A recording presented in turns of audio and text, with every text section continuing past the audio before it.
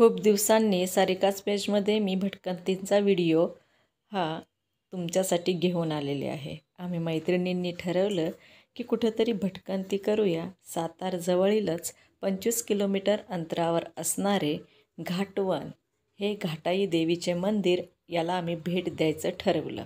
घाटवण हे कास परिसरातील 15 ते 20 घरांचे एक छोटेसे गाव आहे। घाटवण परिसरातच घाटाई देवी मंदिर आहे। इथं जानेवारी महिन्यात यात्रा भरते। ही यात्रा रात्री भरते आणि या यात्रेचं प्रमुख आकर्षण आहे ते म्हणजे देवीसाठी देवीचा पायी चालत येणारा मानाचा नंदी। पाटण तालुक्यातील आवरडी या गावचा हा नंदी येतो। देवीचा नंदी म्हणून तो प्रसिद्ध आहे। लोकांची श्रद्धास्थान असं हे घाटाई देवीचं मंदिर आहे। हा नंदी चव्हाण कुटुंबियांचा असून आवरडी गावातून येतो। देवीचा रात्री छबिना निघतो।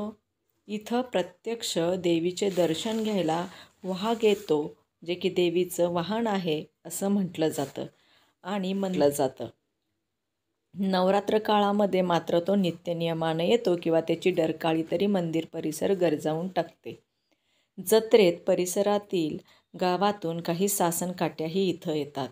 घाटाई ही एक देवराई असल्याने इथं वनराई तर आहेच व विविध प्राणी पशुपक्षीसुद्धा इथं तुम्हाला पाहायला मिळतील। इथं काही गावांना मानाचे ताम्रपट दिले गेलेले आहे पूर्वी आणि ते मानकरी या गावात जत्रेच्या दिवशी येतात। घाटाई देवीचे स्थान हे स्वयंभू आहे। नवसाला पावणारी अशी ही देवी आहे। इथं रोज रात्री 12 वाजता देवीची आरती होते। जैव विविधतेने समृद्ध कास परिसरात घाटाई देवी मंदिर आहे। सुंदर असा देवीचा मंदिर परिसर आहे। येताना मात्र एकटे येण्यास थोडा धोका आहे। सोबती कोणी असतील तर उत्तमच। आपले वाहनसुद्धा व्यवस्थित असले पाहिजे। भटकंतीसाठी कमाल असा हा परिसर आहे। परिसरात वाघजाई देवी मंदिरसुद्धा आहे। बैलाच्या पायात खडा रुतला व तो खडा या परिसरात पडला, त्यावरून घाटाई देवीची स्वयंभू मूर्ती तयार झाली अशी आख्यायिका सांगितली जाते। सातारा जिल्ह्यातील जावळी तालुक्यातील हे घाटाई मंदिर, तुम्हीसुद्धा या मंदिराला नक्कीच भेट द्या। धन्यवाद।